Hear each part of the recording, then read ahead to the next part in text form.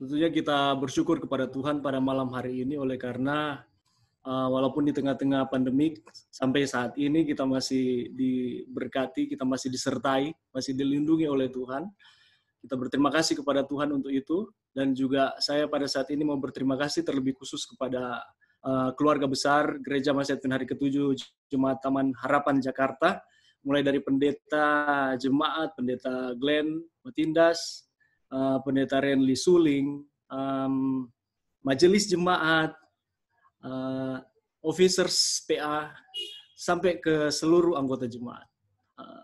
Atas kesempatan yang telah diberikan kepada saya untuk menyampaikan akan doktrin ataupun firman pada saat ini. Baik, mari kita langsung saja karena saya lihat pembahasan saya sedikit panjang di sini. Berbicara mengenai sejarah, tidaklah terlepas dari nama, peristiwa, dan juga waktu. Jadi ketika kita mempelajari sejarah, atau kita terlebih khusus pada saat ini kita mempelajari sejarah gereja, atau sejarah gereja Advent, itu kita tidak akan terlepas dari nama, siapa di sana yang terlibat, peristiwa apa yang terjadi pada waktu itu, dan waktu, kapan itu terjadi. Ketiga hal ini sangat berkaitan erat ketika kita mempelajari akan sejarah. Itulah sebabnya penelitian mengatakan bahwa sangat sedikit orang-orang muda tertarik terhadap sejarah, betul tidak? Sangat sedikit orang-orang muda yang mau untuk mengetahui mengenai sejarah, karena ada banyak pasti alasan. Salah satunya, ya itu sudah terjadi. Itu sudah pernah terjadi, dan untuk apa dipelajari lagi? Yang pasti, oke, saya ketahui, tetapi tidak perlu mendalami secara mendalam, oleh karena itu sudah lewat. Mari kita rubah mindset kita. Mari kita melihat dari sisi yang lain. Ketika kita mempelajari akan sejarah gereja, mari kita lihat apakah ada Kristus di sana atau tidak. Apakah kita akan menemukan Yesus di sana atau tidak.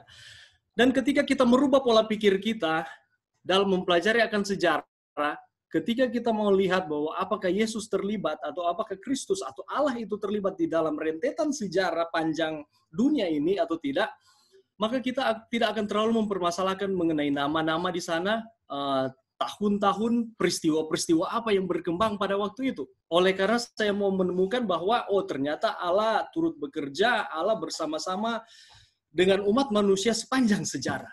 Jadi, mari orang-orang muda, saya mau menghimbau kepada kita semua, mari kita mempelajari sejarah. Mari kita melihat sejarah gereja kita, sehingga ketika ada yang bertanya kepada kita, orang-orang muda, kita mungkin dengan sigap akan menjawab, saya mengetahui akan sejarah saya.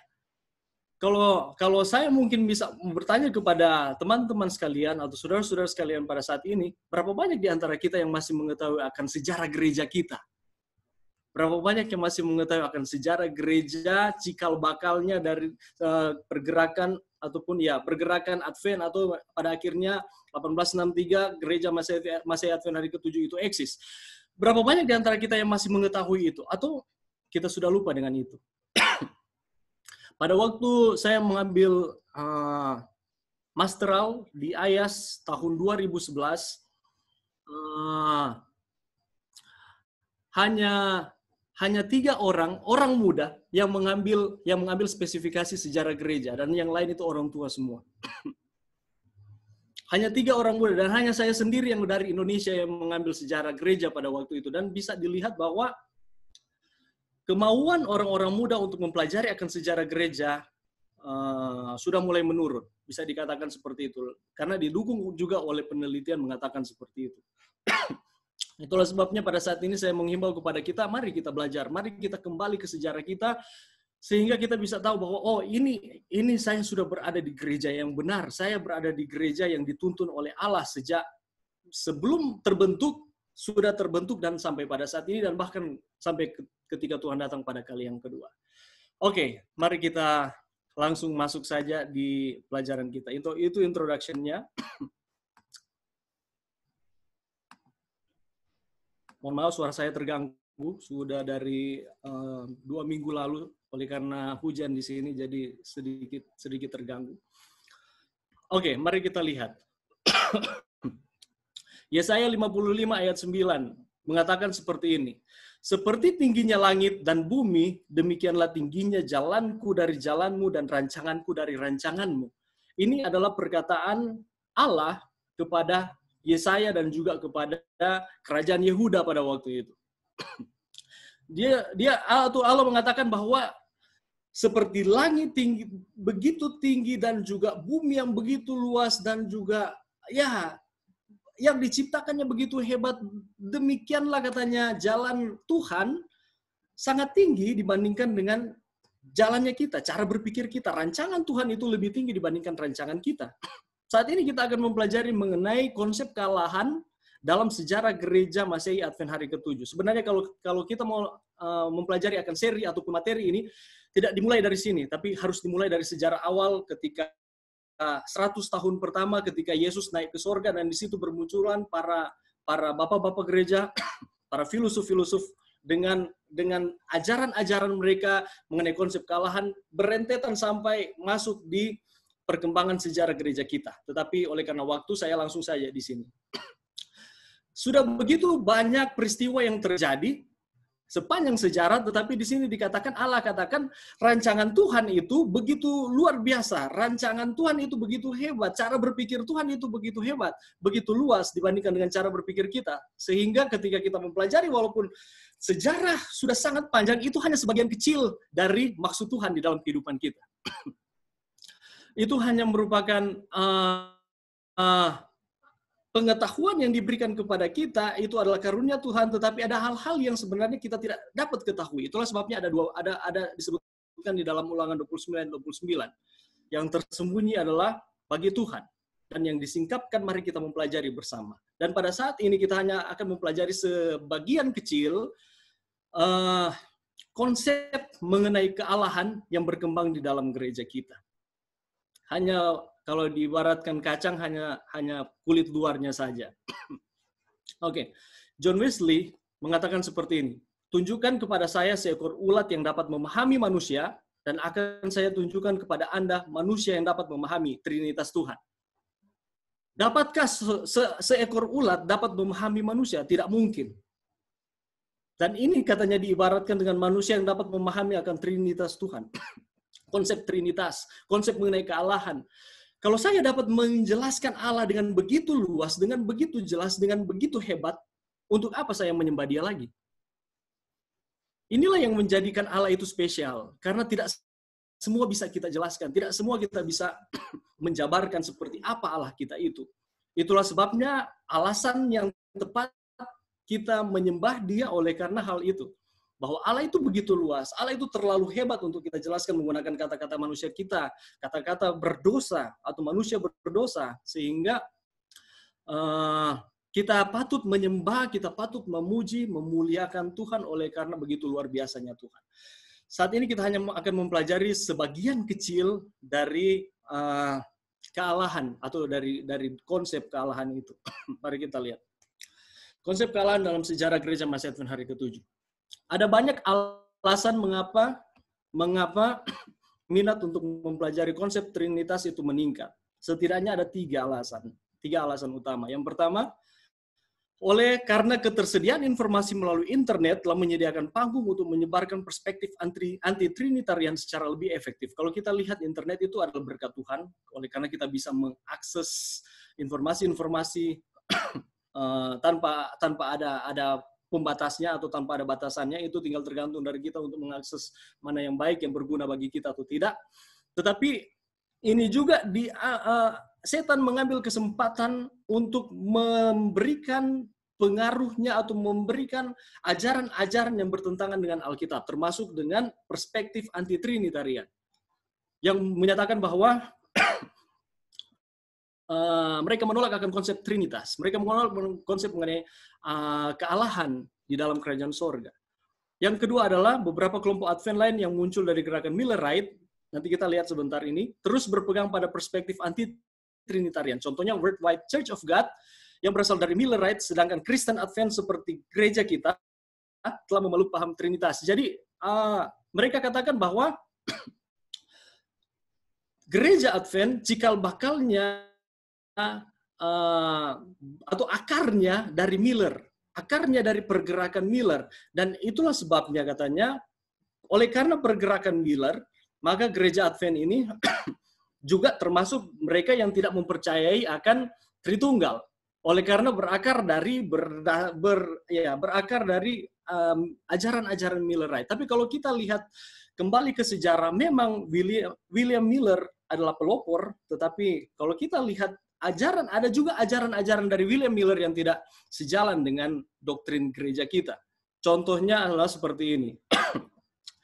Konsep William Miller mengenai kedatangan Tuhan, ketika Tuhan datang pada kali yang ketiga, maka bumi ini akan dibumi hanguskan. Neraka, api kekal. Yang dia mengerti dengan api kekal ini adalah api yang tidak akan padam, api yang tidak akan mati-mati. Jadi dengan kata lain, di sana ada sorga, ada yang sudah di tempat yang dipulihkan, tetapi ada satu wadah juga, yakni neraka yang Tuhan persiapkan bagi mereka yang tidak setia kepada Tuhan di tempat yang lain, dan apinya tidak mati, apinya tidak padam untuk selama-lamanya. Jadi mereka akan disiksa untuk selama-lamanya. Konsep gereja kita tidak seperti itu. Jadi walaupun ada beberapa kelompok yang muncul dari gerakan Millerite yang tidak mempercayai akan Trinitas, konsep mengenai kealahan, tetapi gereja Masehi Advent hari ke-7 mempercayai akan konsep kealahan. Itulah sebabnya kita mempelajari akan konsep Trinitas ini. Dan selama beberapa dekade terakhir, beberapa orang Advent berpikir untuk kembali pada iman Advent secara historis, dengan mempelajari kembali konsep kealahan dilihat dari para pionir gereja Advent. Jadi alasan mengapa mempelajari kembali konsep Trinitas ini, supaya mau lihat bagaimana sepak terjang dari para pionir gereja kita, apakah mereka betul tidak mempercaya akan Trinitas, atau apakah mereka percaya akan Trinitas, dan bagaimana dengan posisi gereja kita dilihat dari sejarah perkembangan gereja kita. Karena kalau kita lihat, mudah-mudahan saya sudah tanya juga pendeta, puji Tuhan tidak ada di Jemaat Taman Harapan yang tidak mempercayai Roh Kudus sebagai Allah.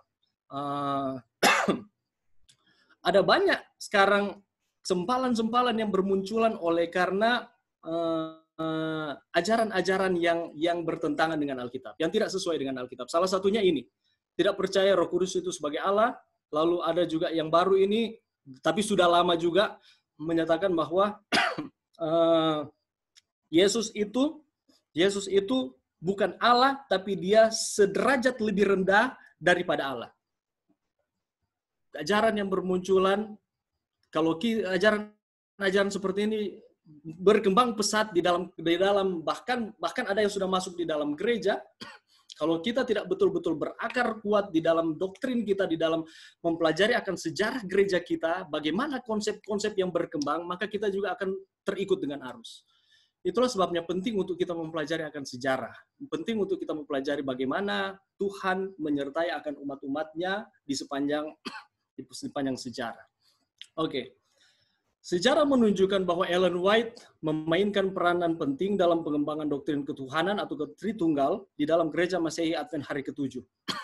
Sejarah juga menunjukkan bahwa untuk mencapai perubahan paradigma itu sulit bagi orang Advent, dan akhirnya dapat diselesaikan selama tahun pertengahan di abad ke-20. Nanti kita lihat ada konflik yang terjadi sebenarnya terhadap apakah percaya Yesus itu Allah, atau percaya Roh Kudus itu Allah, atau mereka tidak percaya sama sekali. Sebelum lebih lanjut, saya lupa untuk menyatakan bahwa memang kata Tritunggal atau Trinitas itu, atau Trinity itu tidak ada di dalam Alkitab secara eksplisit, ditulis secara literal, tidak. Tetapi konsep-konsepnya sudah ada sejak dari penciptaan sampai kedatangan Tuhan. Jadi kata Trinitas atau Tritunggal itu memang tidak ada di dalam Alkitab, tetapi konsepnya sudah ada sejak kejadian diciptakannya dunia ini sampai kedatangan Tuhan pada kali yang ketiga, bukan hanya kali kedua, kali ketiga sampai dunia dipulihkan kembali. Oke, mari kita lanjut. Ini dia. Ini yang saya katakan tadi. Ini posisi dari gereja kita. Posisi dari gereja kita dari tahun ke tahun, dari periode ke periode.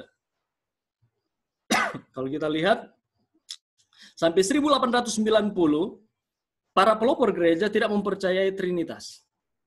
Mereka tidak mempercayai konsep mengenai kealahan. Mereka tidak percaya bahwa Yesus itu Allah. Mereka tidak percaya bahwa Roh Kudus itu Allah.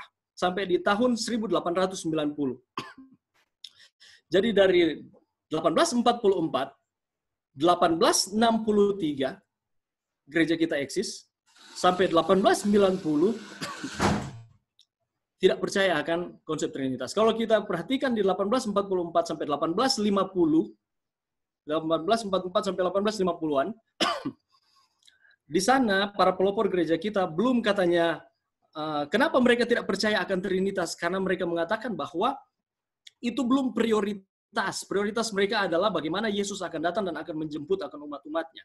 Tetapi setelah 1860, 1863 dan seterusnya, mereka mulai mempelajari akan firman dan pada akhirnya mereka menyimpulkan bahwa mereka tidak percaya bahwa Yesus itu adalah setara dengan Bapa, dengan Roh Kudus itu sendiri, bahwa Yesus itu adalah Allah, tetapi Yesus itu diperanakan. Nanti kita akan lihat sebentar. Nanti di tahun 1890 sampai 1900 baru konsep mengenai Trinitas ini atau Trinitarian ini mulai bermunculan. Terjadi konflik, tadi saya katakan seperti itu, 1900 sampai 1931, transisi dan konflik, di mana posisi gereja, apakah posisi gereja tetap percaya akan konsep mengenai Trinitas atau tidak. Di sini terjadi konflik antara percaya atau tidak, dan pada tahun 1931 sampai 1957 dipelajari kembali firman tersebut, dan pada akhirnya para pelopor gereja ataupun gereja kita mengambil suatu pendirian bahwa konsep Trinitas itu adalah konsep Alkitabiah dan sesuai dengan firman.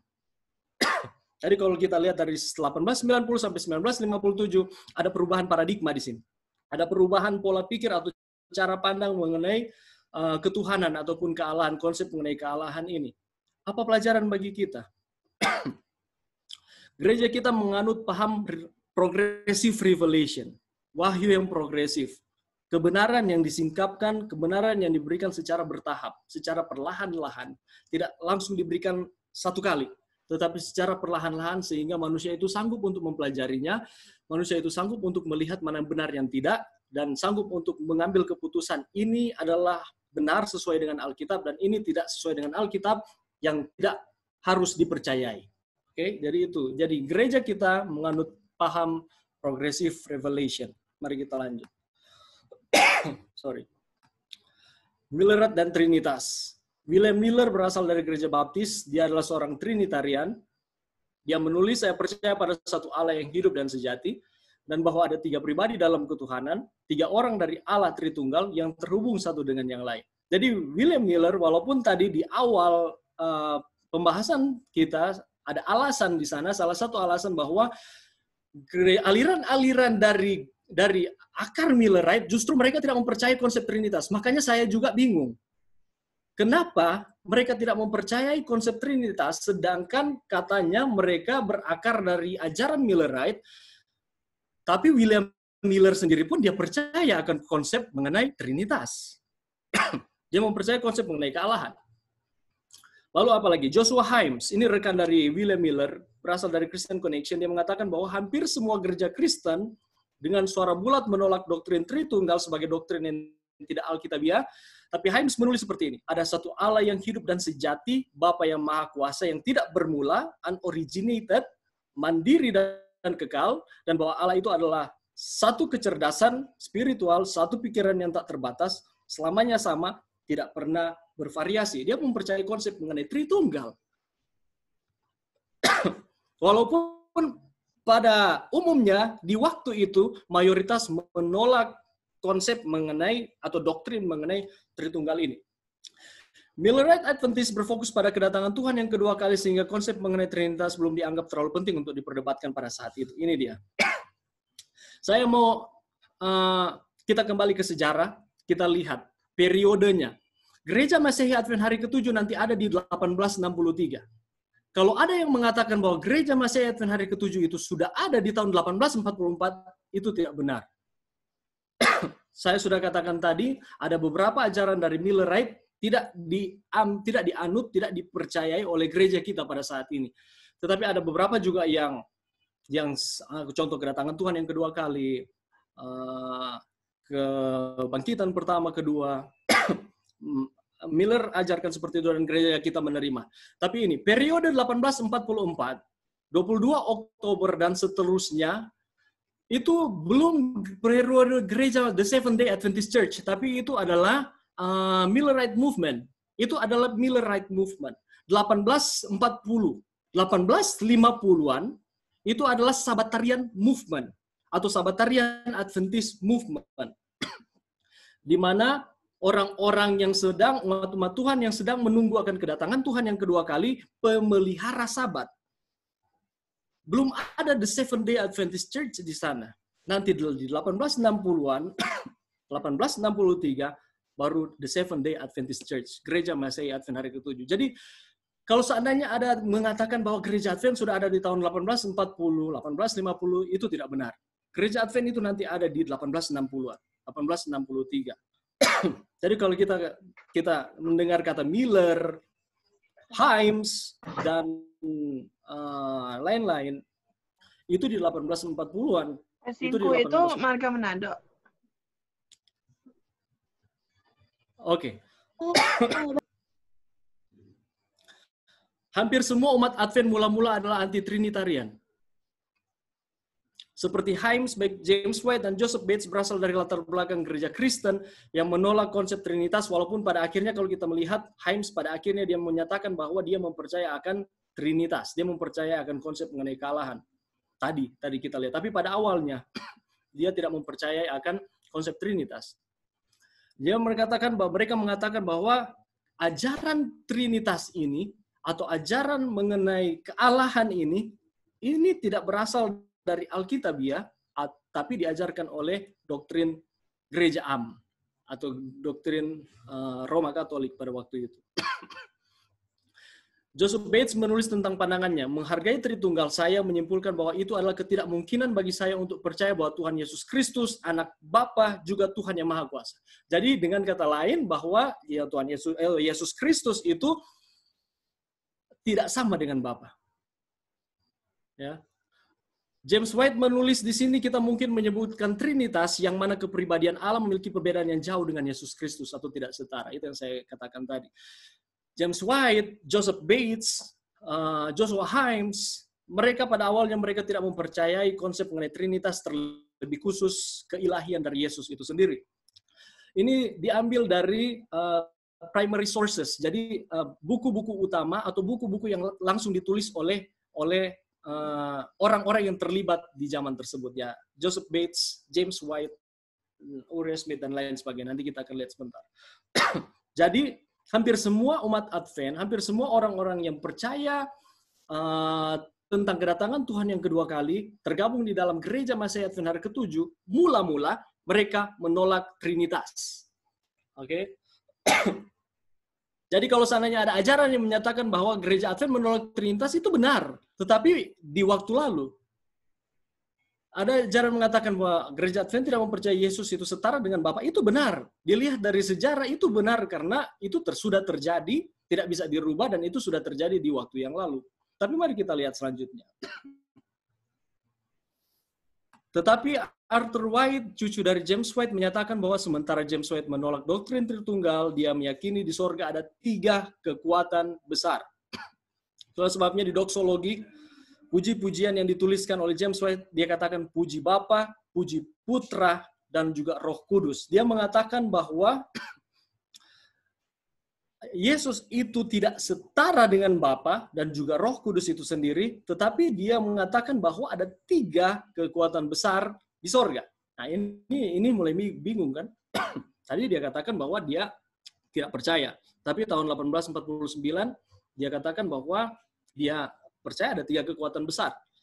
Makanya saya katakan tadi kita Gereja Advent mempercayai progressive revelation, wahyu yang diberikan secara bertahap, kebenaran yang diberikan secara bertahap. Mereka mempelajari akan Alkitab dengan seksama. Mereka mempelajari Alkitab itu dengan sungguh-sungguh. Itulah sebabnya Roh Kudus selalu memberikan pengertian kepada mereka sehingga secara bertahap mereka bisa melihat mana yang benar, mana yang sesuai dengan Alkitab, mana yang tidak. Oke. Tolong saudara-saudara perhatikan tahun-tahunnya di sini. Oke, tadi 1849, sekarang 1877. Sementara James White menentang Tritunggal, dia tidak percaya bahwa Kristus lebih rendah dari Bapa. Pada tahun 1877, ini dia menulis, Tritunggal yang tak dapat dijelaskan yang menjadikan ketuhanan menjadi 3 dalam 1 dan 1 dalam 3 sudah cukup buruk atau sudah cukup sulit untuk dimengerti, tapi ultra-unitarianisme yang membuat Kristus lebih rendah bagi Bapa lebih buruk. Dia punya konsep itu yang pertama, di tahun 1860-an. 1840-an. 1840 sampai 1848, 1849. Tapi di 1877 dia katakan konsep yang menyatakan Kristus lebih rendah dari Bapa itu buruk. Padahal itu adalah cara berpikirnya dia pada waktu beberapa tahun sebelum dia menyatakan statement ini. Ultra Unitarianisme ini adalah paham yang menyatakan atau konsep yang menyatakan bahwa Yesus itu adalah orang besar, Yesus itu adalah orang yang luar biasa, tetapi dia bukan Allah. Dia hanya nabi, dia hanya imam, dia hanya hampir setara dengan Allah, tetapi dia bukan Allah. Memiliki kuasa hampir sama dengan Allah, tapi dia bukan Allah. Itu ultra unitarianisme. Dan pandangan itu yang dia anut beberapa tahun sebelum tahun 1877. Dan pada tahun 1877 dia katakan bahwa apabila kita menyatakan bahwa Kristus lebih rendah dari Bapa, itu buruk. Jadi dengan kata lain, dia sudah menyangkal atau dia sudah meninggalkan akan konsep yang pertama. Sumber-sumbernya bisa kita lihat di sini. Mari kita lanjut. Pada tahun 1865, Uriah Smith, editor lama Review and Herald, percaya bahwa Yesus adalah makhluk ciptaan. Yesus itu diciptakan. Dia adalah makhluk ciptaan pertama yang keberadaannya diciptakan jauh sebelum makhluk atau makhluk ciptaan lain di sebelah Tuhan yang ada dan abadi. Ini Uriah Smith punya statement. Pelopor gereja kita. Smith menyatakan bahwa Kristus sebagai yang diperanakan. Dia menyimpulkan bahwa Bapa pastilah memiliki kehidupan sebelumnya. Dia tidak mampu menjelaskan kehidupan sebelumnya dari Bapa, tetapi dia katakan bahwa Kristus itu adalah hasil dari kehidupan Bapa sebelumnya sehingga dia ada. Jadi dia diperanakan. Dia ini dilahirkan. Dia ini adalah buah sulung dari segala sesuatu yang dilahirkan atau yang ada di bumi ini. Tapi tahun 1881, di 1865 dia katakan Yesus itu diciptakan, 1881 dia katakan bahwa Yesus itu bukan diperanakan. Smith merubah pandangannya dan menyimpulkan bahwa Yesus itu diperanakan dan tidak diciptakan. Tadinya dia katakan bahwa 1865 dia katakan Yesus itu diciptakan, 1881 dia katakan Yesus itu tidak diciptakan, Yesus itu sudah ada, tapi Yesus itu diperanakan. Yohanes 3:16. Oke, mari kita lanjut. Dan pada akhirnya kalau kita perhatikan, dia merubah akan konsepnya. Dia katakan lebih aman untuk menyatakan bukan Yesus itu bukan diciptakan, tetapi lebih aman untuk menyatakan bahwa Yesus itu diperanakan. Konsep untuk menyatakan diperanakan itu tinggal katanya penalaran atau arti mengenai diperanakan itu tinggal kembali ke pemikiran masing-masing umat Tuhan ketika mempelajari akan firman. Jadi dengan kata lain, dia merubah konsep mengenai Yesus diciptakan, dia mengganti konsep mengenai Yesus diciptakan dengan Yesus itu diperanakan atau begotten son di dalam Yohanes 3:16. Oke, umat Advent mulai berbicara menentang Trinitas ada banyak. Contohnya seperti ini. Ada Frisbee, Loughborough, Cottrell, Jane Andrews, Ken Wright. Kita tahu bersama Ken Wright, dia adalah pelopor gereja yang begitu hebat, pekerja yang sangat luar biasa, mengabarkan Injil di mana-mana, tetapi pada akhirnya dia meninggalkan akan gereja Tuhan. Oleh karena suka mengkritik. Hati-hati dengan kita yang suka mengkritik di gereja. Dan J.H. Wagoner. Ini saya tidak bisa tampilkan satu persatu kutipan atau statement mereka, tapi ini ada buku-bukunya. Saudara-saudara bisa lihat, ada juga di internet buku-buku ini. Oke, dan ditulis atau artikel-artikel mereka di Review and Herald. Ditulis di sana, bisa di-download dan bisa dibaca. Oke. Dalam mempelajari tulisan-tulisan dari berbagai perintis gereja, didapati bahwa muncul berbagai kekhawatiran. Yakni dalam menolak ajaran Trinitas, beberapa orang melihat pandangan Kristen Ortodoks sebagai triteisme. Jadi seperti ini.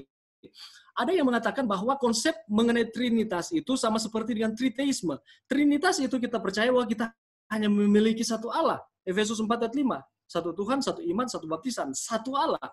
Tetapi triteisme mengajarkan konsep tiga Allah. Allah, Bapa itu Allah, Anak itu Allah, Roh Kudus itu Allah. Allah Bapa, Allah Anak, Allah Roh, dan mereka ada 3. Dan kita tidak ada 3 Allah. Kita tidak menganut paham seperti itu. Itulah sebabnya mereka katakan, di awal-awal pergerakan gereja kita menyatakan bahwa konsep ini, konsep Trinitas ini yang ada di dalam Alkitab katanya, membingungkan. Dikatakan satu Allah tetapi ada 3. Dan apa bedanya dengan triteisme kafir yang menyatakan bahwa ada Allah Bapa, Allah Anak, Allah Roh, dan mereka itu adalah 3 orang, dan 3 orang ini adalah masing-masing mereka adalah Allah. Kalau gereja kita tidak mengadopsi akan paham seperti itu. Mereka bertiga adalah satu Allah. Nanti kita akan pelajari ini lebih lanjut sebentar. Oke. Dan yang lain berpendapat bahwa Trinitas menurutkan derajat kepribadian Kristus dan Bapa dengan mengaburkan perbedaan di antara mereka. Sorry. Kenapa dikatakan bahwa Trinitas menurunkan derajat kepribadian Kristus? Karena konsep pada waktu itu mereka menyatakan seperti ini. Ada hierarki, ada bentuk pemerintahan. Ada Bapa, ada Anak di bawahnya Bapa, dan ada Roh Kudus. Dan di sana dikatakan tidak setara. Sehingga Bapa yang pertama, yang kedua second person of the Trinity itu Jesus, itu katanya tidak setara dengan Bapa. Sehingga bisa menurunkan akan, atau konsep Trinitas itu bisa menurunkan akan kepribadian dari Kristus itu sendiri. Tapi kalau kita lihat konsep mengenai kesetaraan sebenarnya begini, bukan ke bawah tetapi sejajar. Bahwa Bapa, Anak, dan Roh mereka sejajar, mereka itu adalah apa? Allah. Oke.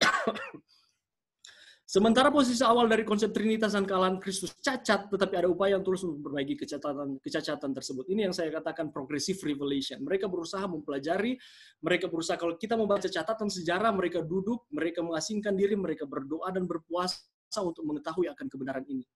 Kalau kita tidak menemukan sesuatu yang terdapat di dalam Alkitab, mungkin suatu hal yang penting yang kita sementara baca dan kita tidak menemukannya, apakah kita menjadi sama seperti dengan mereka atau tinggalkan saja. Kalau mereka duduk, berpuasa, mereka berdoa, mereka mau mencari tahu. Dan Roh Kudus memberikan pengetahuan itu, atau hikmat kepada mereka untuk mengetahui akan hal ini secara progres. Oke. Orang Advent mula-mula berusaha keras untuk setia kepada Alkitab. Ini saya katakan tadi. Ketika mereka membaca anak sulung dari setiap makhluk, Kolose 1 ayat 15, dan juga frase anak tunggal Allah, Yohanes 3:16, atau begotten son, mereka memahami pada tingkat bahasa Inggris literal. Mereka menerjemahkan sesuai dengan bahasa Inggris literal. Jadi anak sulung, oke, karena dia anak sulung dari setiap makhluk, berarti dia yang paling tua. Berarti dia ini diciptakan. Atau anak tunggal Allah. Oh, dia anak tunggal, berarti anak satu-satunya, berarti ini dia dilahirkan. Jadi seperti itu cara mereka menerjemahkan, cara mereka mengartikan akan firman. Tapi selama abad ke-19, pemahaman terhadap kealahan terus mengalami perkembangan. Sekitar tahun 1880, gagasan tentang Kristus sebagai makhluk ciptaan itu telah hilang. Oke, jadi tadinya mengatakan Kristus itu diciptakan, tetapi itu sudah hilang.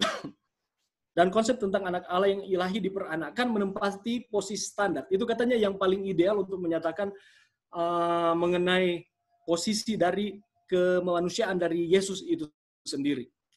Dalam kepercayaan. Kristus dijelaskan sebagai pencipta bersama dengan Bapa, dan dia adalah begotten son. Dan pada sampai saat ini, gereja kita juga mendukung akan paham seperti itu. Makanya saya katakan mungkin ada hal-hal yang belum kita mengerti secara lebih jelas lagi. Itulah uniknya kita mempelajari doktrin kealahan. Tidak semuanya kita akan ketahui dengan jelas. Karena di mereka, ketika kita mempelajari konsep mengenai kealahan, kita bisa menempatkan posisi kita ini adalah makhluk ciptaan, dan Allah itu begitu luar biasa yang patut untuk disembah, sehingga ya tidak mungkinlah sehingga makhluk ciptaan bisa mengartikan dengan lebih luas, dengan lebih leluasa, dengan sangat jelas mengenai Allah yang kita sembah itu, karena mereka luar biasa. Itulah keunikannya. Makanya pengetahuan dan iman harus ada di sini ketika kita mempelajari mengenai konsep kealahan ini. Oke, pemahaman Advent mula-mula tentang Roh Kudus. Mungkin yang tadi ada bermasalah, tetapi tidak terlalu. Ini yang masih terjadi, ini yang masih bermasalah sampai pada saat ini. Bahkan orang-orang muda di gereja kita banyak yang terpengaruh dengan konsep mengenai Roh Kudus. Itu bukan Allah. Roh Kudus itu bukan Allah, tapi Roh Kudus itu hanya sebatas kuasa, hanya sebatas power atau kuasa, hanya sebatas influence, pengaruh dari Allah itu sendiri. Nanti kita akan lihat sebentar. Bagaimana dengan pandangan pionir gereja? Pandangan pionir gereja Advent tentang Roh Kudus ialah mereka menolak gagasan bahwa Roh Kudus memiliki kepribadian. Itu dia. Sampai sebelum 1888. Pionir gereja, posisi kepercayaan gereja kita atau para pionir mempercayai bahwa Roh Kudus itu bukan Allah. Roh Kudus itu tidak memiliki kepribadian. Roh Kudus itu hanya sebatas kuasa saja. Nanti kita lihat sebentar. Bagi mereka kealahan mencakup Bapa yang Maha Kuasa dan Maha Tahu, Anak Allah sebelum inkarnasi pada akhirnya diperanakan yakni Kristus Yesus, dan Roh Kudus sebagai perwujudan. Roh Kudus itu hanya perwujudan dari kehadiran atau kuasa Bapa atau Putra. Dia hanya merupakan perwujudan, manifestasi, dia hanya berupa power, dia hanya berupa influence, pengaruh dari Bapa dan juga Putra katanya. Orang Advent menekankan kepribadian yang terpisah dan berbeda dari Bapa dan Anak. Bagi para pionir gereja Advent mula-mula kepribadian mencakup bentuk fisik. Nah, boleh saudara perhatikan ini. Kepribadian, mengapa mereka menolak bahwa Roh Kudus itu adalah Allah? Lihat ini. Kepribadian mencakup bentuk fisik, dan dalam bentuk fisik menyebabkan Roh Kudus tidak bisa hadir di mana-mana.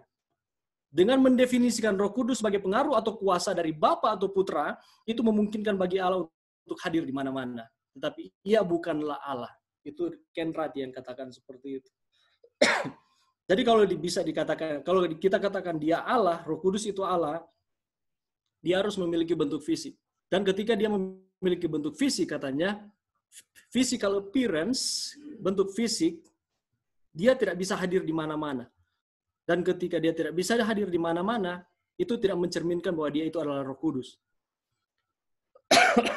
Jadi untuk mau menyatakan bahwa Roh Kudus itu bisa hadir di mana-mana, dia itu bukan Allah tetapi hanya sebagai kuasa, hanya sebagai pengaruh yang diberikan Bapa dan Anak kepada manusia, dan dia bukan Allah. Ya, jadi seperti itu posisi dari para pionir gereja. Siapa lagi? 1877 Wagoner. Dia menulis tentang Roh Kudus sebagai it dan he. Saya tidak terlalu pandai berbahasa Inggris apalagi grammar. Tapi kalau kita lihat, ya saudara-saudara yang lebih tahu mengenai ini, it itu ditujukan kepada kata benda, sedangkan he itu kepada orang. Dan ketika J.H. Wagoner menulis artikel mengenai Roh Kudus, dia menggunakan it. Jadi dengan kata lain, itu hanya kata benda, itu hanya merupakan kuasa saja. Roh Kudus itu kuasa, Roh Kudus itu pengaruh, kekuatan, dan dia bukan Allah. Dia bukan personal, atau dia bukan person, dia bukan orang. Oknum. Dia menjelaskan seperti ini. Roh Kudus sebagai kekuatan yang dahsyat dan misterius dari tahta alam semesta. Dia adalah kekuatan yang dahsyat dan misterius, tapi dia bukan Allah. Oke, 1878 Uriah Smith itu. Dia menjawab pertanyaan apakah Roh Kudus itu, dia katakan seperti ini. Dengan kata lain mungkin itu bisa digambarkan sebagai pengaruh misterius. Hanya sebagai katanya pengaruh misterius yang berasal dari Bapa dan Putra, perwakilan mereka dan perantaran kekuatan Allah. Jadi sekali lagi, kalau seandainya ada paham yang menyatakan bahwa Roh Kudus itu bukan Allah, lalu mengutip tulisan-tulisan Roh Nubuat atau tulisan-tulisan para pelopor gereja yang lain, contohnya yang Wagoner, Uriah Smith, Dan Ken Wright, dan lain sebagainya, itu benar di waktu itu. Di waktu itu. Jadi ketika kita mempelajari mungkin doktrin ini akan masuk di gereja kita, lalu kita melihat, wah iya ini benar, iya betul ada kutipannya. Lihat dulu tahunnya. Jadi ketika kita melihat akan tahunnya, kita akan lihat dengan jelas di sana. Oh iya, memang pada waktu itu posisi gereja kita memang di waktu itu seperti itu. Para pelopor gereja menyatakan bahwa oke, di tahun 1877, 1878 mereka tidak percaya Roh Kudus itu seperti Allah. Tapi mari kita lihat lebih lanjut. Pada tahun 1878, Ken Wright dalam 2 bagian artikel, dia katakan seperti ini. Dia menolak kepribadian dari Roh Kudus. Roh Kudus bukanlah seseorang, atau Roh Kudus itu bukan individu, tetapi pengaruh atau kuasa yang berasal dari kealahan. Jadi kalau ada mungkin teman-teman kita yang datang dengan kutipan seperti ini, ya, memang Ken Wright mengatakan seperti ini. Tetapi lihat tahunnya dulu. Tahun 1878. Mari kita lihat. 1889, Wilcox, salah satu editor Science of the Times menulis, kekuatan Allah terpisah dari kehadirannya secara pribadi dimanifestasikan melalui Roh Kudus. Dimanifestasikan melalui rohnya. Kekuatan Allah terpisah dari kehadirannya, jadi kekuatan Allah ini adalah, atau Roh Kudus ini adalah kekuatan Allah. Dimanifestasikan oleh roh. Oke. Dalam mewakili gagasan tentang bagaimana Allah dapat hadir di mana-mana, Wilcox menulis seperti ini di tahun 1898. Tuhan adalah pribadi, sama seperti dengan tadi. Bagaimana ia bisa hadir di mana-mana. Kalau Tuhan pribadi, dia memiliki bentuk fisik, Roh Kudus bentuk fisik, dia tidak bisa hadir di mana-mana. Jadi Roh Kudus itu bukan Allah. Lalu dia katakan bahwa Roh Kudus itu hanya sebatas aura atau pancaran cahaya yang dapat melampaui seseorang. Beberapa orang Advent beranggapan bahwa Roh Kudus mungkin adalah malaikat atau sederajat dengan malaikat. 1898, sekitar 1898, 1890. Dan kutipannya ada di bawah. Di Review and Herald, kita boleh lihat di sana. Kita boleh download dan kita boleh baca secara pribadi. Oke, mari kita lihat ini. Sebelum 1898 kalau kita lihat tadi, atau 1890 sampai 1898, di sana para pelopor gereja James White, Joseph Bates, mereka katakan bahwa Yesus itu bukan Allah. Yesus itu diciptakan, Yesus itu diperanakan, tapi Yesus itu bukan Allah, tidak setara dengan Allah. Tapi bagaimana dengan pemahaman keilahian Kristus setelah 1888? Sumber positif pertama tentang Trinitas dalam literatur Advent ditulis Samuel Spear. Samuel Spear ini bukan Advent, dia non-Advent.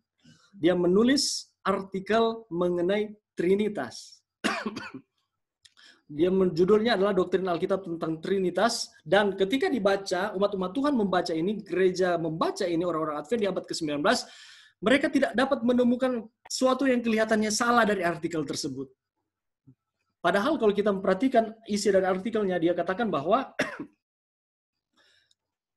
Kristus di bawah Allah dan Bapa lebih tinggi daripada Kristus. Sama seperti dengan Joseph Bates dan juga Joseph Bates punya James White dan Joseph Bates punya pandangan mengenai konsep mengenai keilahian Kristus di awal di tahun 1840, 50-an, 60-an. Itu argumen dari Spear. Spear bahkan menolak keberadaan pre-eksistensi kekekalan Kristus. Itu dengan kata lain, lebih mudah lagi, bahwa Kristus itu belum ada sebelum dunia diciptakan. Jadi ketika dunia diciptakan, dia yang diciptakan pertama kali. Ya seperti itu. Jadi dia menolak akan eksistensi Yesus sebelum ada alam semesta ini. Oke. Spear juga membantah gagasan triteisme dan kepribadian yang berbeda dari Bapa dan Anak. Jadi dengan kata lain, kalau kita lihat, hanya ini yang sama dengan doktrin gereja kita mengenai Trinitas ini. Dia membantah gagasan triteisme. Tidak ada tiga Allah, hanya ada satu Allah. Itu Trinitas. Tapi dia katakan Yesus itu tidak setara dengan Bapa. Kelihatannya Alkitabiah di waktu itu, dan pada akhirnya untuk mencari aman, gereja kita tidak menggunakan kata Trinitas di setiap literatur. Jangan sampai salah kaprah mengenai hal ini. Oleh karena artikel yang sudah muncul dari dari Spear ini, Samuel Spear ini. Oke. Mari kita lanjut. Periode GC di Minneapolis 1888 menghasilkan penekanan baru pada Yesus dan rencana keselamatan. Penekanan ini secara alami mengarahkan pada pertimbangan dari keilahiannya dan apa artinya bagi penebusan umat manusia. A.T. Jones, seorang pertama yang menyarankan menggunakan kosakata bahwa Yesus adalah sudah ada sejak kekekalan. Dia menolak gagasan dari Samuel Spear yang mengatakan bahwa Yesus belum ada sebelum kekekalan. Lalu mereka belajar, A.T. Jones dan juga yang lain-lain, mereka mempelajari akan firman Alkitab dan mereka mengambil kesimpulan yang pastinya kita percaya dengan bantuan Roh Kudus. Mereka mengatakan bahwa Yesus itu sudah ada secara kekekalan, sebelum kekekalan, sejak dari kekekalan. Jadi Yesus itu tidak diciptakan karena dia sudah ada sejak kekekalan. Berbeda dengan pandangan dari Samuel Spear. Dalam publikasi dan khotbah-khotbahnya, Jones menekankan berulang kali gagasan di dalam Kristus ada kepenuhan kealahan secara jasmani. Jadi dengan kata lain, Kristus itu setara dengan Allah. Kristus itu tidak berbeda dengan Allah. Kristus itu bukan di bawahnya Bapa, tetapi Kristus itu setara dengan Bapa. Dia itu adalah bagian dari Tritunggal. Oke. Sama, Kolose 2 ayat 9 di 1895 dia kembali menekankan di GC Session, GC Bulletin, dipublish di sana dikatakan bahwa Kristus itu adalah setara dengan Bapa dan Kristus itu adalah Allah. Berbeda dengan pandangan dari gereja Advent sebelumnya. Oke, Jones menggambarkan Kristus sebagai kekal, firman yang kekal, yang setuju untuk menjadi dua daging, Allah menjadi manusia, 2 hari selanjutnya berbicara tentang Kristus ketika dia menyatakan suatu, ini cerita, 2 hari setelah dia menyatakan bahwa Kristus itu sebagai kekal, dia katakan juga bahwa dalam pandangan sebelumnya, dia mengatakan bahwa Kristus itu sudah ada sebelum dan sesudah penciptaan. Jadi dia sudah ada sejak kekal sampai kekekalan. Oke? 33 tahun bukanlah sekedar pengorbanan yang tidak terbatas, tetapi ketika kita mempertimbangkan bahwa ia menenggelamkan sifat alamiahnya di dalam sifat alamiah manusia untuk kekekalan kita, itulah pengorbanan yang sesungguhnya. Dia mengatakan seperti ini. Sebenarnya bukan hanya melihat dari Yesus itu setara atau tidak, tapi sebenarnya harus lihat pengorbanan dari Yesus itu. 33 tahun katanya dia mengorbankan akan kehidupannya untuk keselamatan manusia. Itu yang lebih penting, itu jauh lebih penting untuk menyatakan bahwa Yesus itu luar biasa dan bukan manusia biasa bisa melakukan seperti itu. Makanya dia mengambil kesimpulan, Yesus itu adalah Allah menjelma menjadi manusia. Pernyataan-pernyataan inilah tampaknya yang paling awal dalam menegaskan pre-eksistensi Yesus. Jadi masalah di para pionir gereja kita adalah pre-eksistensi Yesus. Yesus itu apakah sudah ada sebelum dunia bahkan alam semesta ini diciptakan, sudah ada sejak kekekalan atau belum. Yang kedua adalah Yesus itu diciptakan atau dia tidak diciptakan. Ini permasalahan yang terjadi di gereja pada waktu itu. Dan juga mengenai Roh Kudus. Apakah Roh Kudus itu adalah Allah atau Roh Kudus itu hanya sebagai pengaruh, hanya sebagai manifestasi, hanya sebagai kuasa yang diberikan Allah kepada manusia. Ini permasalahan yang terjadi. Ini sudah pernah ada dan sekarang bermunculan. Jadi bukan sesuatu yang baru. Jadi kalau kita mempelajari akan sejarah gereja kita, lalu ada pandangan-pandangan yang sudah datang mengenai Roh Kudus itu bukan Allah. Ini bukan ajaran baru. Ini ajaran sudah ada jauh sebelumnya. Bahkan di pionir gereja kita juga mengalami akan periode seperti ini. Jadi mari kita belajar sejarah sehingga kita bisa mengetahuinya yang jelas. Oke, lanjut. Oke, A.T. Jones menyebutkan Allah adalah satu, Trinitas adalah satu, Yesus Kristus adalah satu, Roh Kudus adalah satu, dan ketiganya adalah satu. Tidak ada perbedaan pendapat atau perpecahan di antara mereka. Waggoner juga menyatakan bahwa ada suatu masa ketika Kristus berjalan maju dan datang dari Allah, dari pangkuan Bapa, tapi waktu itu sangat jauh ke belakang dalam hari-hari kekekalan, bahwa dalam pemikiran terbatas manusia secara praktis diartikan tanpa Allah. Jadi tanpa awal. Jadi dengan kata lain mereka mendukung di tahun 1890 mengenai pre-eksistensi dari Yesus. Bahwa Yesus itu sudah ada sejak kekekalan. Bukan diciptakan, tetapi Yesus itu adalah Allah. Tapi ini di tahun 1890-an. 1890. Oke, Prescott. Dia mengatakan seperti ini. Prescott dan Jones. Mereka berkhotbah tentang Kristus dan kebenaran iman. Prescott katakan seperti ini.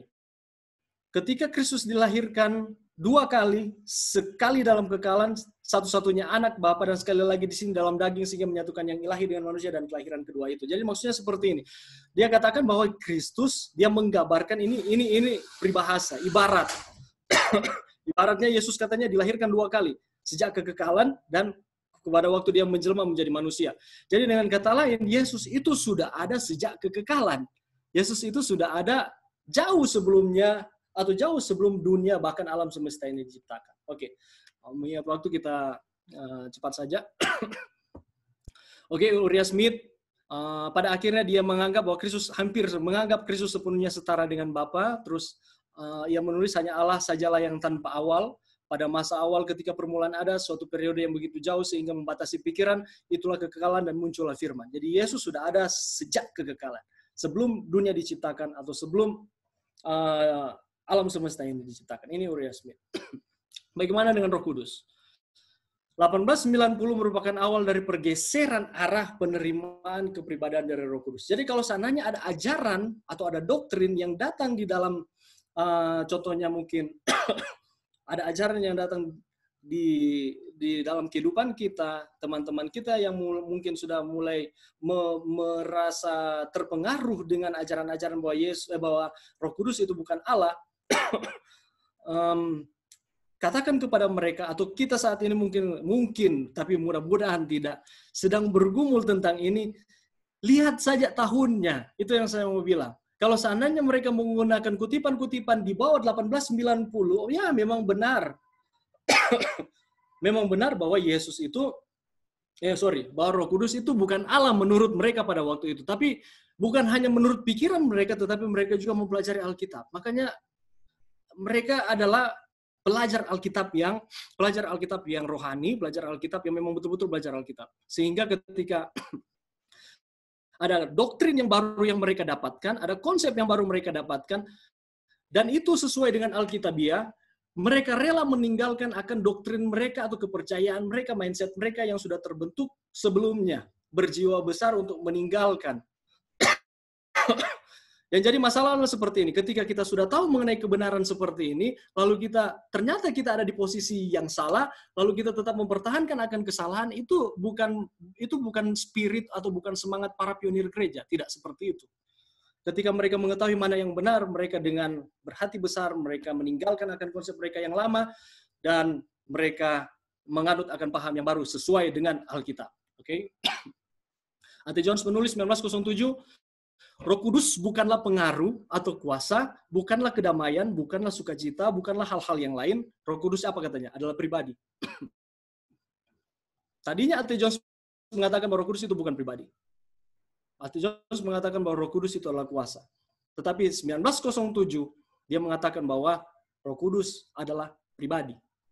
Roh Kudus itu adalah oknum.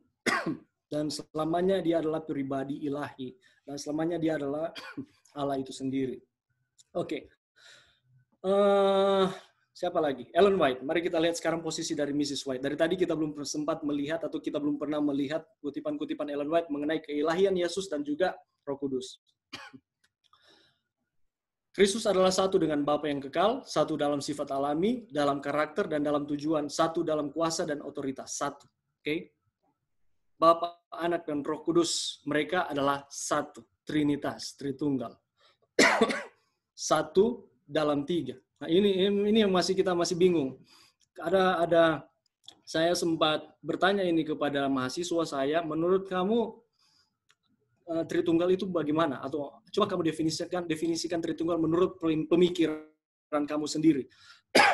Ada yang mengatakan seperti ini. Mereka memiliki satu tubuh, tapi mereka memiliki tiga wajah. Ada Bapa di depan, ada Anak, ada Roh Kudus, tapi satu tubuh. Dan ajaran ini berkembang di abad-abad pertengahan sejarah gereja kita. Bukan sejarah gereja Advent, tapi sejarah gereja secara keseluruhan. Yang menyatakan bahwa konsep Tritunggal adalah satu tubuh, tetapi tiga wajah. Dan konsep kita bukan seperti itu. Mereka adalah satu. Mereka adalah satu. Kejadian 1 ayatnya yang ke-26.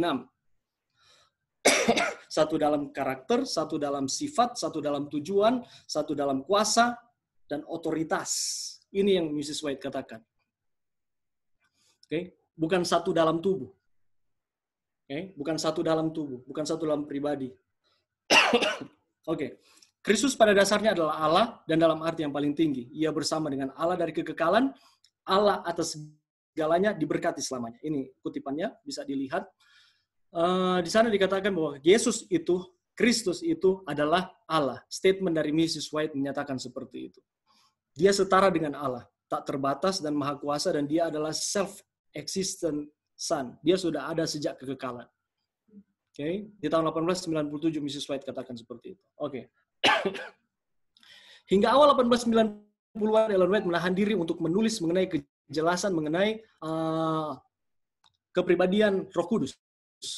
Tahun 1893 tampaknya menjadi tahun yang sangat penting dalam penulisan dari Ellen White sehubungan dengan Roh Kudus. Dalam tahun inilah ia mulai menulis secara gamblang tentang kepribadian dari Roh Kudus.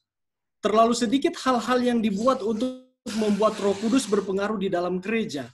Roh Kudus adalah penghibur di dalam nama Kristus. Ia mewakili Kristus namun merupakan pribadi yang berbeda.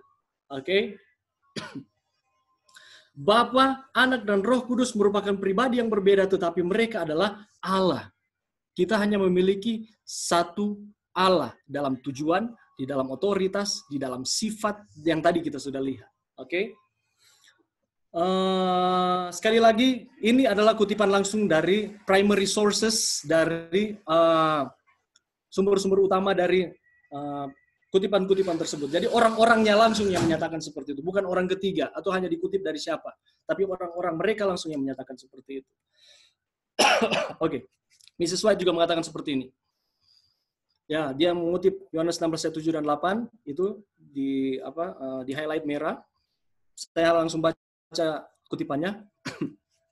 Kejahatan teladan sementara terakumulasi selama berabad-abad dan hanya bisa ditahan dan dilawan oleh kekuatan agung Roh Kudus pribadi ketiga dari kealahan, yang akan datang tanpa energi yang dimodifikasi tetapi dalam kepenuhan kekuatan ilahi.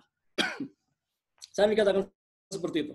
Pribadi ketiga, bukan influence, bukan pengaruh, bukan kekuatan, bukan hanya kuasa, tetapi dia ini adalah pribadi. Roh Kudus itu adalah pribadi. Kalau seandainya ada yang mengatakan Roh Kudus itu bukan pribadi, tapi hanya kuasa, itu betul sebelum 1888 sampai 1890-an.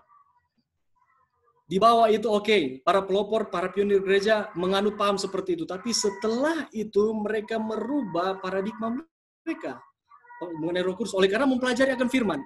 Ingat baik-baik, ini mempelajari akan firman, progressive revelation. Makanya doktrin gereja kita sekarang ada 28.3. Bisa saja itu akan berkembang menjadi 29. Ketika kita mempelajari. Karena kita menganut sistem wahyu yang progres atau progressive revelation. Oke, ini. Mrs. White tidak mendapatkan penglihatan mengenai kepribadian dari Roh Kudus. Tetapi Mrs. White dengan yakin menyatakan seperti itu oleh karena mereka mempelajari Alkitab dengan sungguh-sungguh.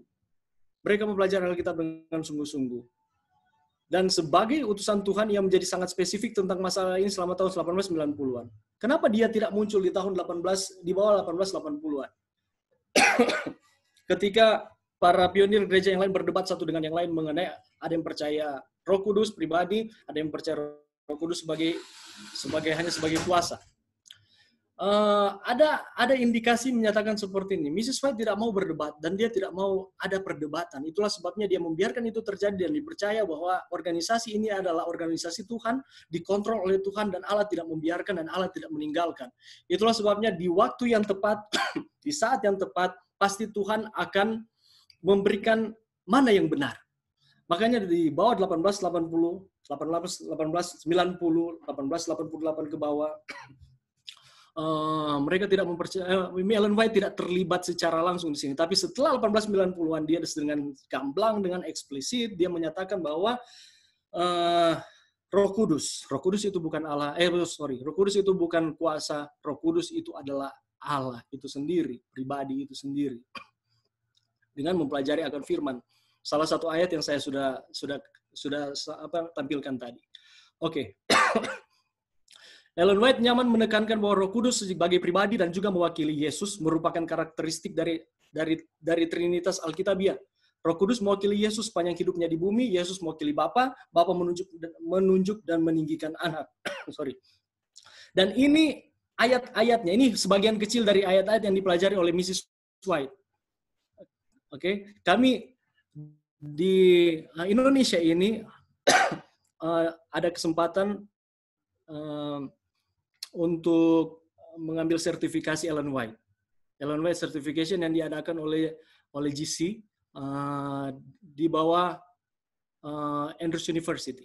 Jadi GC, terus ada Andrews University, dosen-dosen mereka pada waktu bulan Februari datang ke Ayas dan saya dan juga ada beberapa dari teman-teman di Indonesia itu ada 4 orang, satunya dia kerja di Filipina. Kalau ada yang kenal Melvin Sagala, dia juga salah satu utusan, dan juga ada yang dari Australia, ada dari Afrika, ada dari Jepang, dan di divisi kita.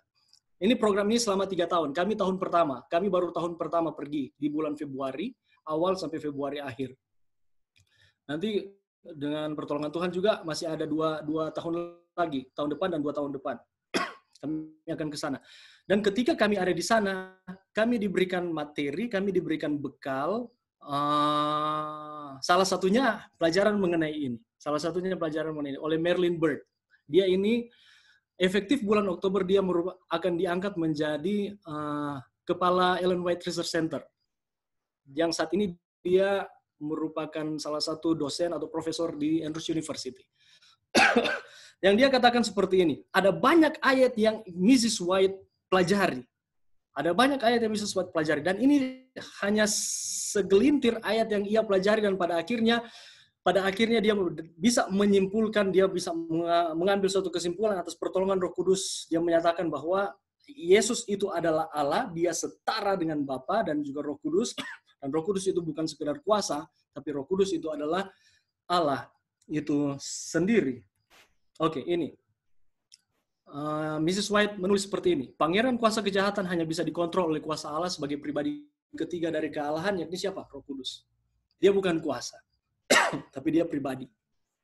Ada beberapa orang percaya otoritas kenabian dari tulisan Ellen White, tetapi menyangkal kepribadian dari Roh Kudus dan tempatnya di dalam kealahan. Pernyataan Ellen White jelas menempatkan mereka pada posisi yang sulit. Di gereja kita, ada yang percaya Alkitab, tapi tidak percaya Roh Kudus, tidak percaya kutipan-kutipan Roh Nubuat. Tidak percaya bahwa, atau terlebih khusus kepribadian mengenai Roh Kudus. Dan ketika posisi kita ada di situ, kita katanya sementara menempatkan pada posisi yang sulit di dalam kepercayaan kita. Karena kita tahu bersama bahwa 2 ciri umat Allah adalah menuruti hukum Allah dan memiliki kesaksian Yesus. Gereja Masa Advent hari ke-7, karakteristiknya harus ada 2 ini. Menuruti hukum Allah, firman itu sendiri, dan memiliki kesaksian Yesus. Yakni apa? Roh Nubuat. Apabila di gereja kita ada yang percaya hanya Alkitab, tulisan Roh Nubuat kita tidak percaya, atau ada sebaliknya, tulisan Roh Nubuat ditinggikan, Alkitab itu dikesampingkan, itu pun salah. Jadi kita harus memiliki atau mempercayakan kedua ini. Tetapi Ellen White selalu merujuk kepada Alkitab. Apabila katanya ada tulisan-tulisannya, atau apabila ada statementnya yang tidak sesuai dengan Alkitab, jangan gunakan statementnya, jangan gunakan tulisannya, tetapi back to the Bible.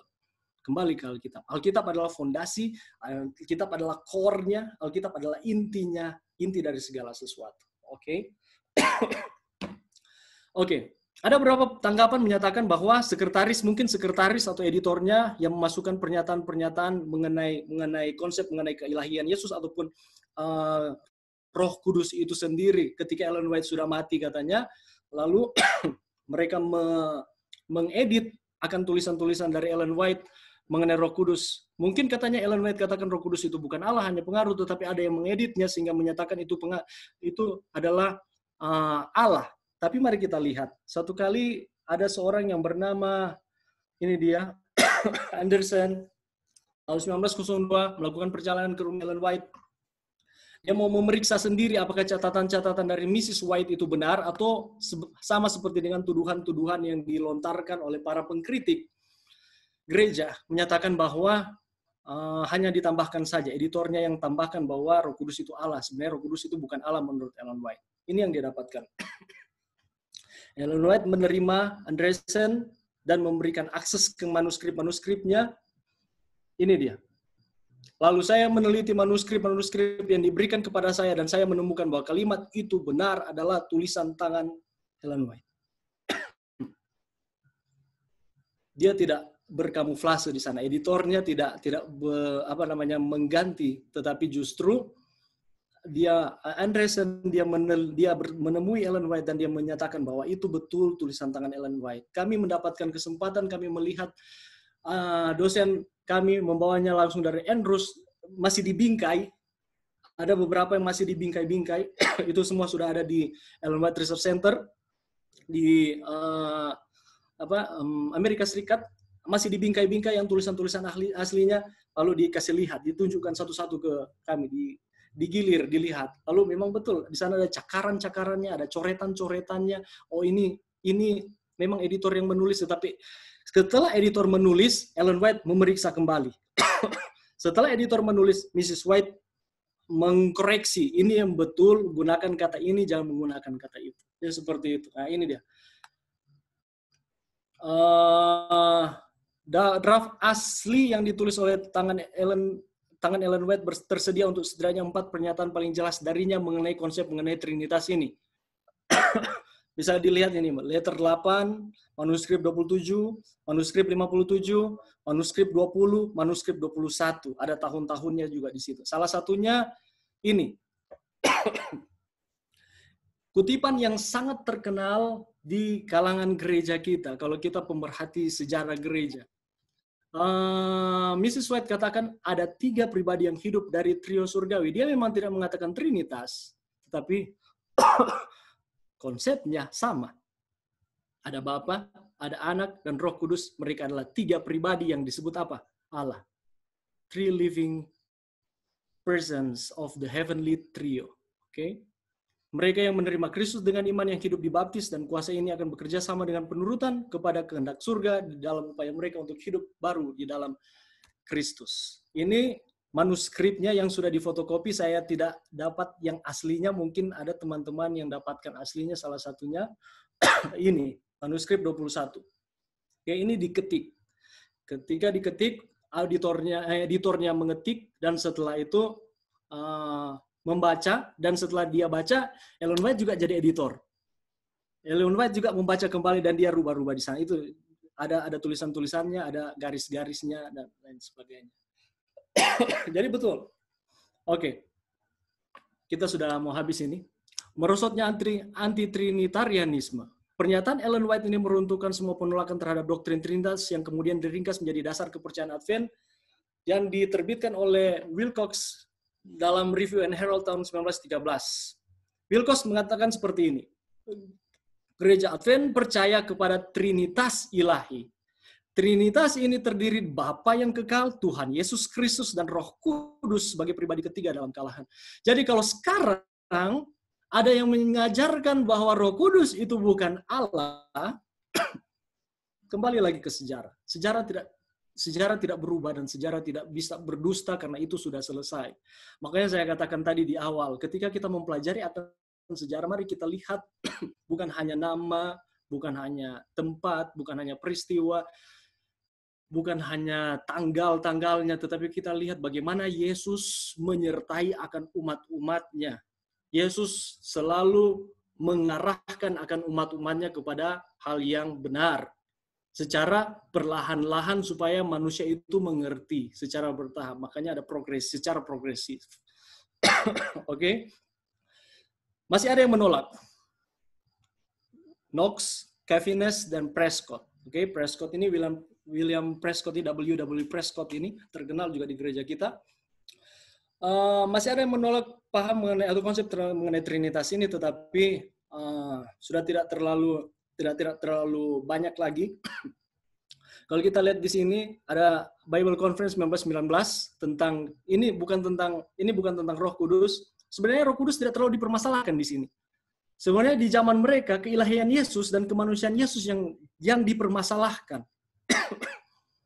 Mengenai Roh Kudus, tidak ada lagi kutipan yang menyatakan mereka ragu, dan mereka memang sudah jelas di situ. Tetapi mengenai keilahian Yesus, mereka masih ada yang support, ada yang resist, yang melawan, dan ada yang tidak pasti. Ini dia. Tapi mengenai Roh Kudus sudah tidak ada lagi. Oke. Prescott menyatakan bahwa Kristus sudah ada sejak zaman kekekalan, namun dia tetap berkeyakinan bahwa Kristus berasal atau derive dari Bapa. Jadi Kristus itu berasal dari Bapa. Bapa itu yang menghasilkan Kristus, atau Bapa ini yang membuat sampai Kristus itu ada. Itu pandangan dari Prescott. Kenapa Prescott mengatakan seperti ini? Yang berbeda dengan Mrs. White. Mrs. White katakan dia tidak berasal. Kristus itu tidak berasal. Kristus itu underive. Tapi Prescott bilang Kristus itu berasal. Kenapa ada terjadi pemahaman atau perbedaan seperti ini? Karena di dalam tulisan, di dalam buku ini, Prescott betul-betul mau mencari maksud Tuhan itu seperti apa. Dia tidak mentah-mentah mempelajari kutipan Roh Nubuat lalu atau kutipan dari Ellen White lalu dia langsung terima itu mentah-mentah, tetapi dia harus mempelajarinya. Pelajaran bagi kita. Ketika kita mempelajari akan atau mendapatkan satu kutipan Mrs. White, kutipan Roh Nubuat, kita harus pelajari dulu itu. Kita harus lihat tahunnya tahun berapa, kita harus lihat dia sedang berbicara tentang apa, dan apakah itu masih relevan di dalam kehidupan kita atau seperti apa. Contohnya sepeda. Pada waktu yang lalu, Ellen White melarang umat-umat Tuhan untuk beli sepeda. Dia katakan apabila beli sepeda itu berdosa di mata Tuhan. Karena kenapa? Pada waktu itu sepeda lebih mahal dibandingkan rumah. Jadi wajar Ellen White katakan seperti itu. Makanya mungkin ketika ada yang mirip-mirip seperti itu, kutipan itu muncul sekarang, jangan langsung kita telan mentah-mentah, oh tidak boleh beli sepeda. Sekarang lagi musim sepeda ya. Adik saya dia mau cari sepeda beberapa hari ini, tetapi masih sulit ditemukan. Saya tidak tahu kalau sekarang sudah dapat karena stoknya habis musim sepeda. Bayangkan kalau itu masih kita gunakan sampai sekarang kutipan tersebut. Jadi kalau sekarang bukan lagi sepeda, tetapi hal-hal yang membuat sehingga mungkin membuat pemborosan, ya itu yang tidak boleh. Aplikasinya seperti itu. Jadi kita harus lihat, kita harus telaah betul-betul, dan kita harus lihat relevan, kita harus lihat masuk akal nggak di dalam punya kehidupan saat ini atau tidak. Jangan kita langsung telan mentah-mentah, dikatakan Roh Kudus itu bukan Allah. Oh iya betul, Roh Kudus itu bukan Allah. Mari kita keluar dari gereja, karena gereja Advent itu adalah Babylon. Tidak seperti itu. Oke. William Prescott dia mempelajari dan kalau kita membaca sejarah dari William Prescott pada akhirnya dia mengakui bahwa Yesus itu adalah underived sama seperti dengan Mrs. White. Oke. Pendek cerita tahun 1930 mereka membentuk komite kecil untuk membuat dasar-dasar kepercayaan gereja kita yang saat ini sudah 28. Ini komite kecilnya Karen Wilcox, Palmer, Watson, mereka semua adalah wakil sekretaris GC, Review and Herald dan lain sebagainya. Editor, manajer, ketua GC. Francis McClellan Wilcox, ini dia namanya, menyusun 22 dasar kepercayaan Gereja Masehi Advent Hari ke-7 dan kemudian dimuat dalam Seventh-day Adventist Yearbook tahun 1931. Dan dalam kepercayaan gereja kita, kepercayaan nomor 2, nomor 3, dan nomor 4 berbicara tentang kealahan. Jadi sudah jelas. Kalau kita ada di dalam gereja Masehi Advent Hari ke-7, kita harus mempelajari akan firman Tuhan, kita harus mempelajari akan tulisan Roh Nubuat, dan kita ada aturan-aturannya di dalam. Memang kita diselamatkan dengan kasih karunia, tetapi kasih karunia dengan disiplin itu berjalan bersama-sama. Segala sesuatu harus berlangsung dengan sopan dan teratur. Allah sendiri mengatakan seperti itu. Dan aturan-aturan ini diberlakukan sesuai dengan Alkitab, Alkitabiah, dengan tujuan supaya sopan dan teratur. Bukan berarti kita sudah diselamatkan lalu kita sekali selamat sudah selamat. Kita tidak menganut paham seperti itu. Oke, ini Seventh-day Adventist Yearbook 1931 bahwa kealahan atau Trinitas terdiri dari Bapa yang kekal, pribadi ilahi maha kuasa, maha hadir, maha tahu, tak terbatas dalam kebijaksanaan dan kasih Tuhan Yesus Kristus anak Bapa yang kekal. Oleh Dia segala sesuatu diciptakan dan melaluinya keselamatan dari umat yang ditebus dapat tercapai. Roh Kudus pribadi ketiga dari keilahian atau kealahan, kuasa besar yang memperbaharui dalam pekerjaan penebusan. Ini dicatat dalam The Seventh-day Adventist Yearbook tahun 1931. Dan terakhir, kedua terakhir mungkin ini. Dalam buku Question on Doctrine, membahas tentang Trinitas. Di sana dikatakan seperti ini, mengenai Trinitas. Trinitas Alkitabiah. Mengenai tempat Kristus dalam kealahan, kami percaya bahwa Dia adalah pribadi kedua dari Tritunggal Surgawi, terdiri dari Bapa, Anak, dan Roh Kudus, yang dipersatukan tidak hanya dalam kealahan, tapi juga dengan ketentuan penebusan. Kristus adalah satu dengan Bapa yang kekal, satu dalam sifat, setara dalam kuasa dan otoritas, Allah dalam pengertian yang tinggi, kekal dan memiliki kepribadian dengan kehidupan yang murni, tidak dipinjam, yang tadi unborrowed, tidak berasal, underived. Kristus sudah ada dari segala kekekalan, unik tetapi dipersatukan dengan Bapa, memiliki kemuliaan yang sama dan semua atribut ilahi. Oke. Dan ini dalam ini sejarahnya ada puncak perkembangan doktrin Trinitas gereja di Dallas, GC, tahun 1980 diusulkan ada 27, yang sekarang sudah 28. Yang mungkin GC Session mungkin akan bertambah, saya tidak tahu. CGC session berikutnya. Sebenarnya tahun ini, tetapi ditunda di tahun yang akan datang. Ini yang tercatat di 28 doktrin, fundamental beliefs, di dalam 28 doktrin gereja kita. Apa yang Anda ketahui tentang titik 3, 28 doktrin gereja Mesias Tuhan hari ke-7. Hanya ada satu Tuhan, Bapa, Anak, dan Roh Kudus, satu kesatuan dari 3 pribadi abadi. Allah yang abadi, maha kuasa, maha tahu di atas segala-galanya, dan maha hadir. Ia tidak mengenal batas, dan di luar kemampuan pemahaman manusia, namun dapat dikenal karena pernyataan dirinya sendiri.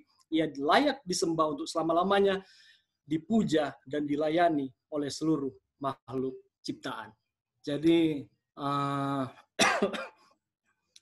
kalau seandainya kembali lagi ada ajaran-ajaran yang sudah mulai masuk di dalam gereja kita, karena saya tahu ajaran-ajaran ini banyak orang-orang muda yang terpengaruh dengan ini, marilah kita kembali ke sejarah.